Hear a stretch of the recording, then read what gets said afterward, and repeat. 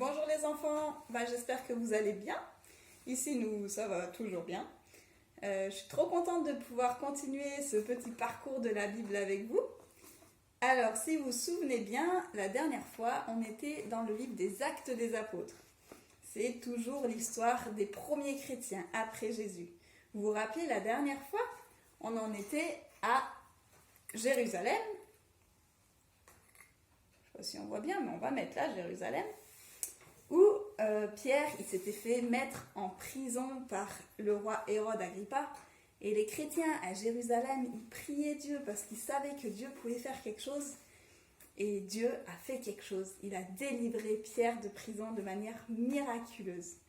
Et c'était trop cool, les chrétiens étaient trop contents. Et aujourd'hui, dans l'histoire qu'on va voir, on va aller dans une autre ville, à Antioche. C'est un peu plus loin. Et si vous voulez lire d'ailleurs l'histoire chez vous, c'est toujours dans le livre des Actes des Apôtres au chapitre 15. Donc voilà, si vous voulez lire chez vous après, vous pouvez. Donc, on va aller aujourd'hui visiter les chrétiens d'Antioche. Donc, à Antioche, il y a une église qui s'est créée, qui s'est formée avec des personnes qui ont entendu parler de Jésus et qui ont cru en Jésus.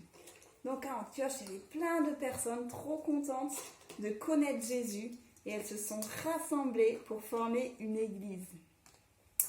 Mais ces chrétiens-là, ils ne faisaient pas partie du peuple juif. Les juifs, c'est ceux qui, avant la venue de Jésus, connaissaient déjà Dieu. Mais eux, ils faisaient partie d'autres peuples qui ne connaissaient pas Dieu, mais qui avaient quand même entendu parler de Jésus et qui avaient cru. Parce que Jésus veut que tous les hommes soient sauvés. Donc voilà, ils vivaient l'église. Et dans cette église, on a rencontré un gros problème. Parce qu'il y a des chrétiens d'origine juive qui sont arrivés. Et eux, en fait, ils ont aussi entendu parler de Jésus et ils se sont convertis, ils ont cru en Jésus. Sauf que eux, ils avaient l'habitude avant de faire plein de rituels pour plaire à Dieu. C'est-à-dire que pour se rendre pur devant Dieu, ils devaient se laver les mains, par exemple, les pieds. Ils devaient faire plein de choses pour se purifier, en fait, pour se présenter devant Dieu. Ils devaient ne pas manger certaines viandes et tout ça. Et donc, ça, ils continuaient de le faire, même s'ils avaient cru en Jésus et qu'ils s'étaient convertis. Parce qu'ils n'avaient pas encore tout compris de ce que Jésus avait fait pour eux, même s'ils croyaient en lui.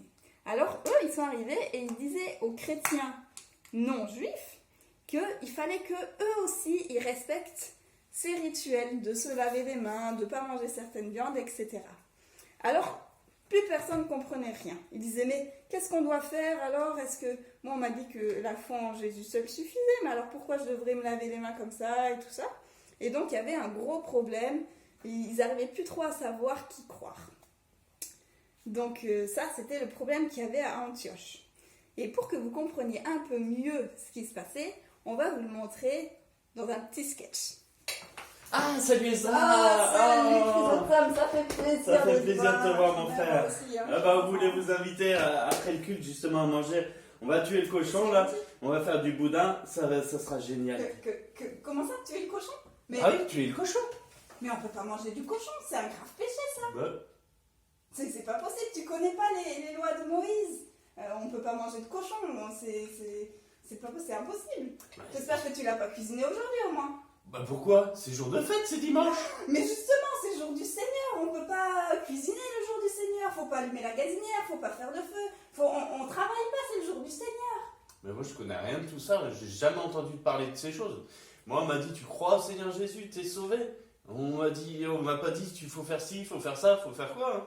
Ah non, mais tu me dégoûtes trop là, je peux pas rester avec toi, je peux pas. Bah quoi? Alors maintenant, vous comprenez un peu mieux le problème? D'après vous, c'est Chrysotom qui a raison ou Esdra? Et comment faire pour que ces chrétiens puissent vivre ensemble? Ils n'arrivaient tellement pas à trouver de solution qu'ils ont décidé d'envoyer des responsables pour aller discuter à Jérusalem avec les autres responsables. Et ils ont fait comme ça un grand rassemblement pour discuter, voir comment faire et quelle était la vérité sur est-ce qu'il faut vraiment suivre ces gestes rituels ou pas. C'est un peu comme, vous avez vu, j'ai mis un t-shirt un peu sale. En fait, toutes ces taches, ça représente mes mauvaises actions, mes mauvaises pensées. Par exemple, oh, j'ai encore dans ma tête critiqué quelqu'un. Hop, ça me fait une tache en plus. Et avec ce t-shirt tout sali, je ne peux pas me présenter devant un roi, encore moins devant Dieu. Parce que lui est saint, il est parfait, il est pur. Et moi, je ne peux pas avec toutes mes tâches venir devant Dieu. Et c'est pour ça qu'avant que Jésus vienne, ces Juifs, ils faisaient tous ces rituels de lavage de mains pour se purifier. C'est Dieu qui avait demandé ça pour qu'ils comprennent qu'ils ne pouvaient pas venir devant Dieu s'ils étaient salis. Mais quand Jésus est venu, lui, Jésus, il a vécu sans tache, il n'a fait aucun péché. Il a vécu cette vie que nous, on ne pouvait pas vivre. Et vous savez quoi? Jésus, il a décidé de prendre sur lui nos t-shirts sales, nos bêtises, toutes nos mauvaises pensées, tout ce qui nous empêchait de venir vers Dieu, c'est lui qui l'a pris. Et il a payé à notre place pour que nous, on soit blancs, de nouveau purs devant Dieu, pour qu'on puisse de nouveau s'approcher de Dieu.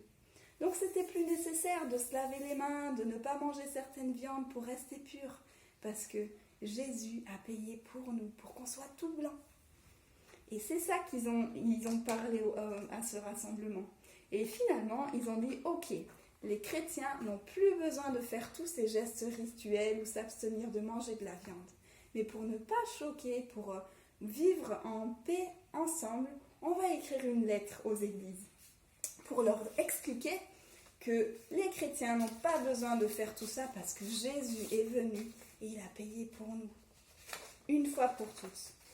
Mais pour ne pas choquer ceux qui n'ont encore pas tout compris, on va mettre quelques règles comme ne pas manger certaines viandes ou voilà des règles pour éviter qu'il y ait trop de conflits et que ça se dispute trop.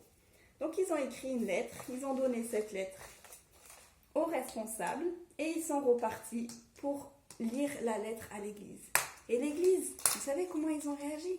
Ils étaient trop contents d'avoir trouvé une solution pour que les chrétiens puissent vivre ensemble et ils étaient trop contents d'apprendre que Jésus, il avait fait une fois pour toutes nettoyer leurs péchés et qu'ils n'avaient plus besoin de faire tous ces gestes rituels. Et ils ont pu vivre ensemble, ils ont passé ce problème-là. Et pour finir, j'aimerais qu'on puisse apprendre un verset ensemble. Comme ça, quand on se reverra, on pourra s'entraîner aussi à le répéter ensemble. Ce verset, il y en a peut-être déjà qui le connaissent. Mais voilà, ça rappelle qu'on n'a pas besoin de faire autre chose que de croire en Jésus. C'est ce qui est le plus important. Et il nous lave de nos péchés. Donc ce verset, il est là. Car Dieu a tant aimé le monde qu'il a donné son Fils unique afin que quiconque croit en lui ne périsse point, mais qu'il ait la vie éternelle. Jean 3, 16. Donc vous pouvez faire pause sur votre écran et commencer à l'apprendre et le répéter pour qu'on puisse vraiment se rappeler qu'il y a juste besoin de croire en Jésus pour qu'il nous pardonne de nos péchés. On peut venir devant lui et lui déposer tout, lui demander pardon pour toutes nos bêtises et lui, il prend tout ça et il nous pardonne. Voilà, et je vous dis à bientôt et puis bonne fin de journée.